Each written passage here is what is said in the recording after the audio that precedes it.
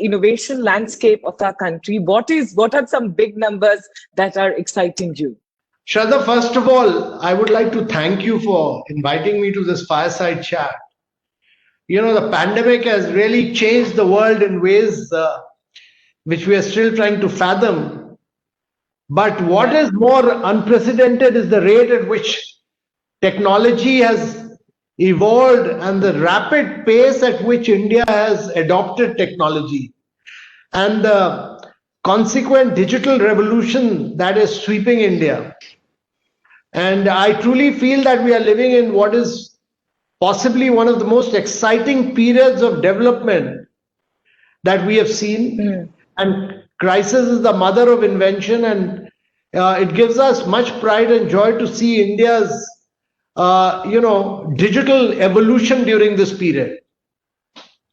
So one is that in the global innovation index, India's jumped up positions. It's 48th rank, and in 2015 we had ranked 81. We've jumped up, and I have no doubt that over the next few years we'll be in the top 10.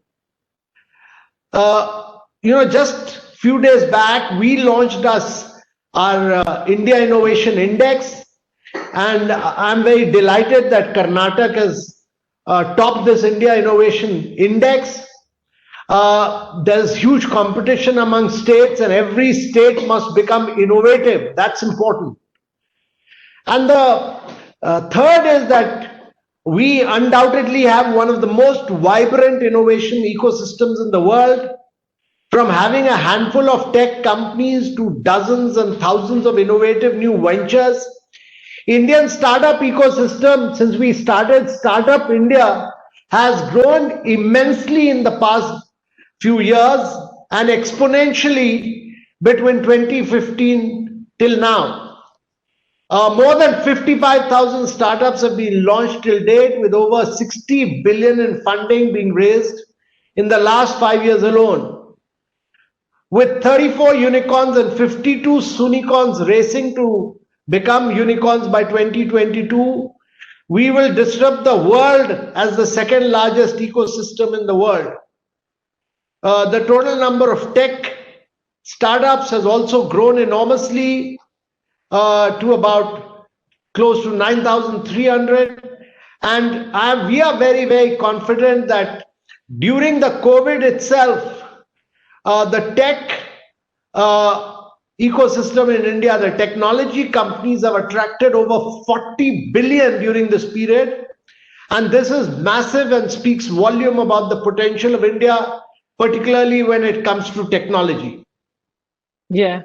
When you were answering this, I was just thinking that you are always on top of the game. Like the number of unicorns, and you're constantly updated on the numbers, Mr. Khan. And that brings me to the question: is that how do you see us enabling, the further growth of this whole innovation ecosystem when it comes to frontier technologies like AI?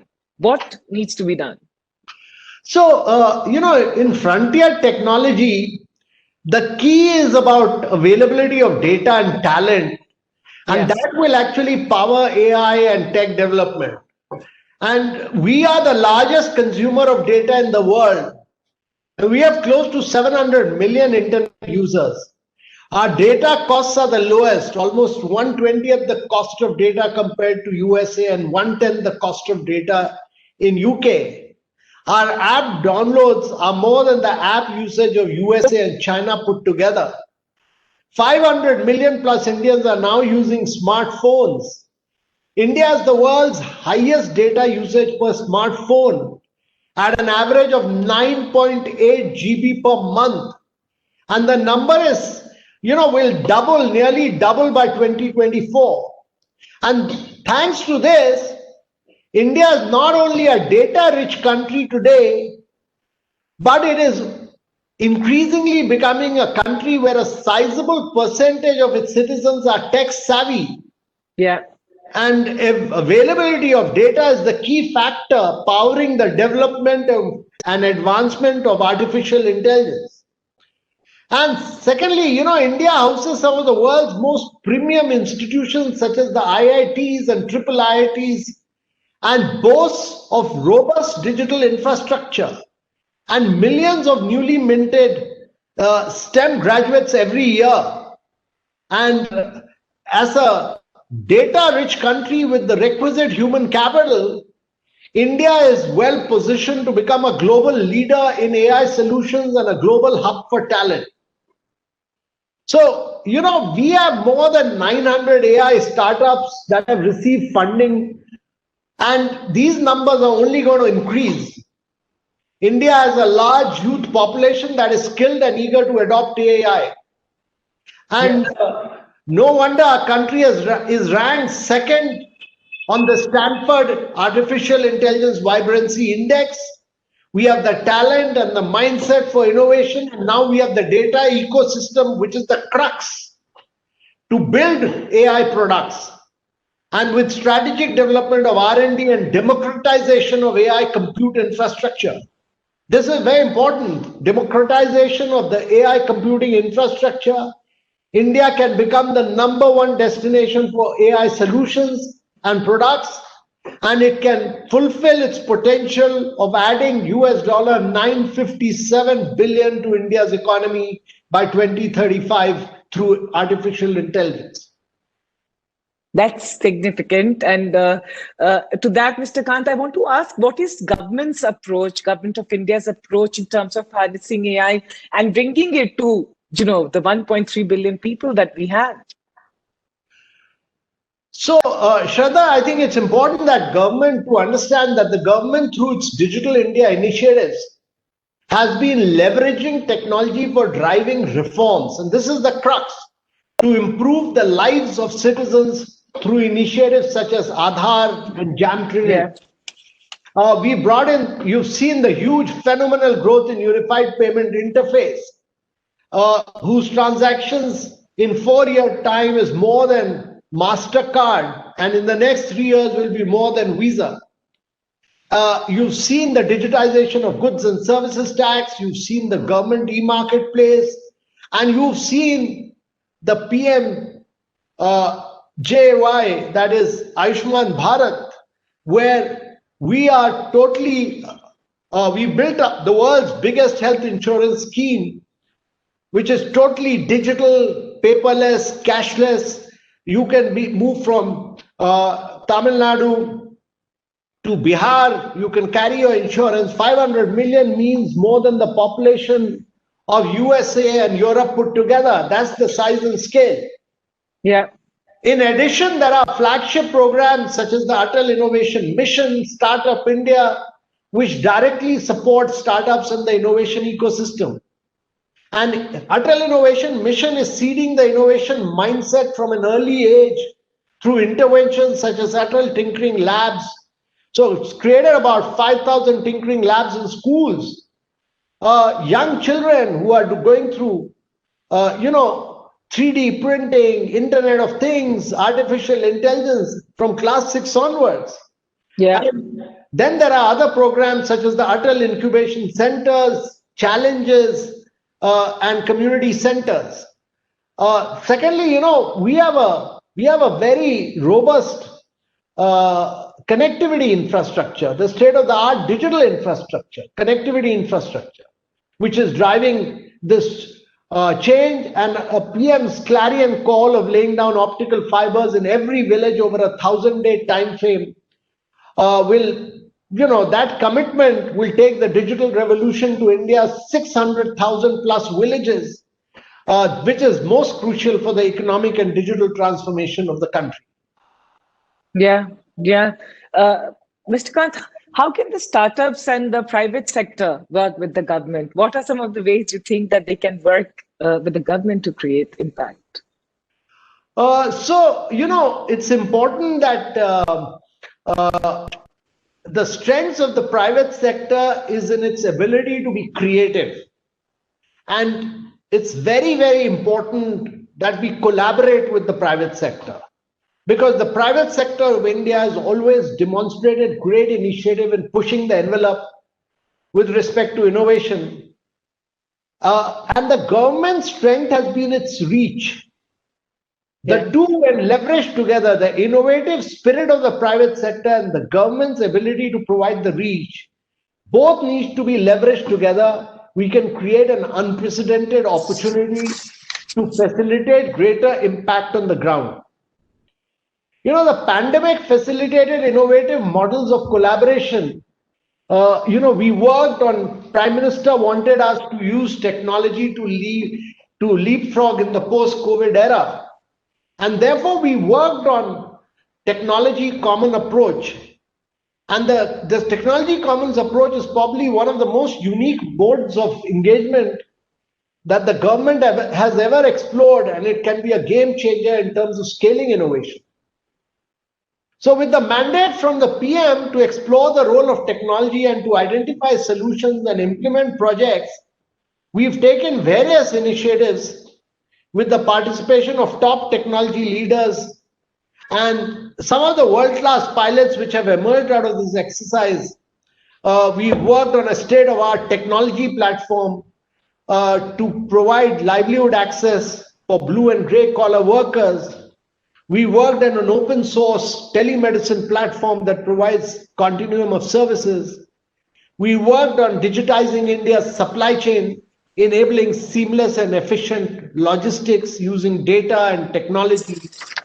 And we worked on an agriculture platform, and we worked on a platform for curated courses for higher education, aimed for degree diploma.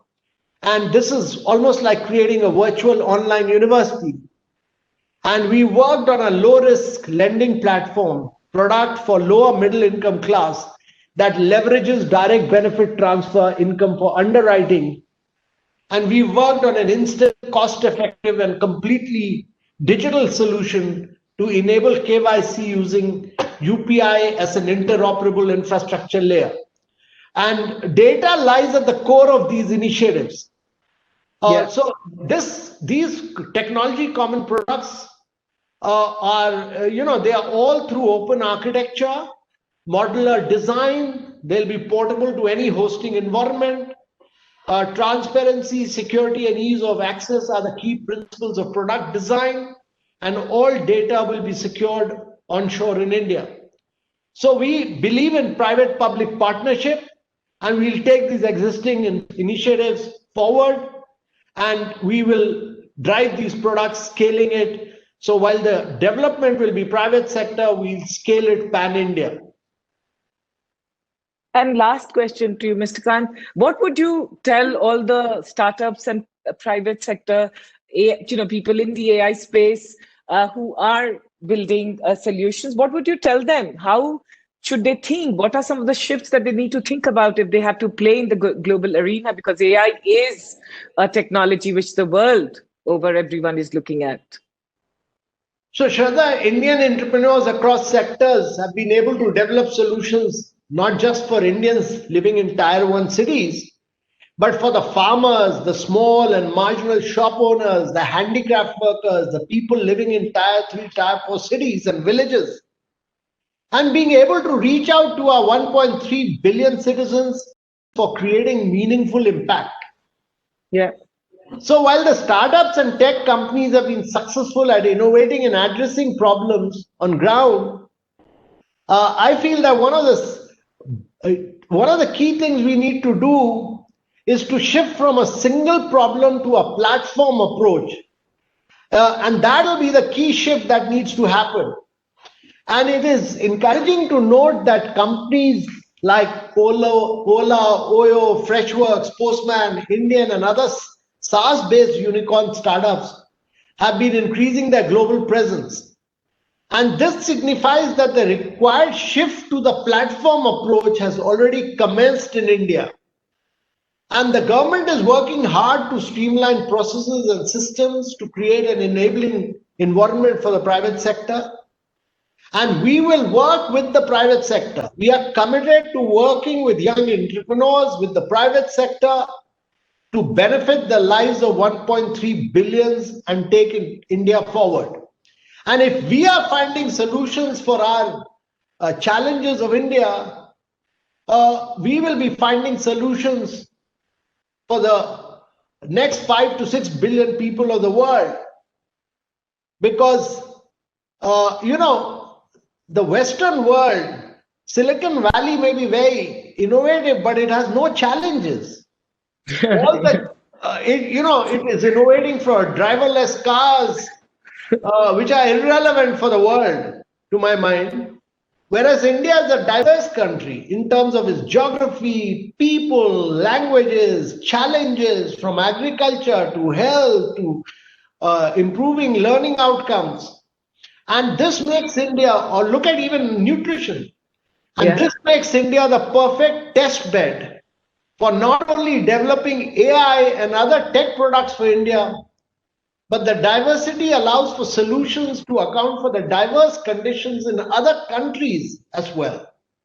And thus, solutions developed in India are also relevant for other economies of the world. And this really establishes India as a global tech garage. The solutions developed in the Indian context can increasingly have, vast global impact and global relevance. And that is really the crux of Indian innovation. So we are the really global tech garage of the world. Mr. Kant, I'm taking Global Tech Garage from this interview, and India, one feels very energized talking to you about, what we're doing, us as a country. Before I let you go, this is for everyone. It has been a tough year for people, for professionals, for startups, for everyone. It has been a tough year, but I want to ask you from your personal book, is that how is it that you're always so driven? So Shraddha, my view is that every crisis is an opportunity, and we had never imagined that we'll go through this pandemic in our lifetime. But let me tell you that I've, always had we've constantly gone through crisis.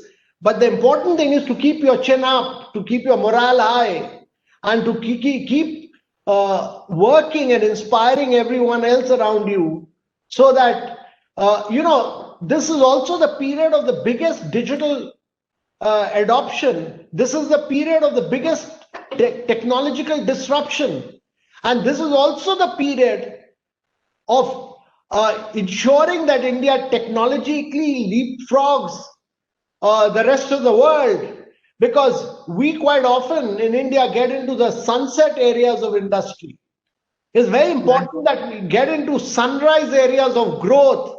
And in these sunrise areas of growth, create global champions who will then make India a global leader. And that is what we are attempting to do through the production linked incentive scheme, which we have developed. And I'm sure that this period will actually throw a vast number of global champions who withstood these challenges and become global leaders from India. Thank you, Mr. Kant. Very inspiring. Thank you so much. And to all the listeners, I'm sure there's a lot to take here. Thank you. Thank you so much. Thank you. Always a pleasure talking to you.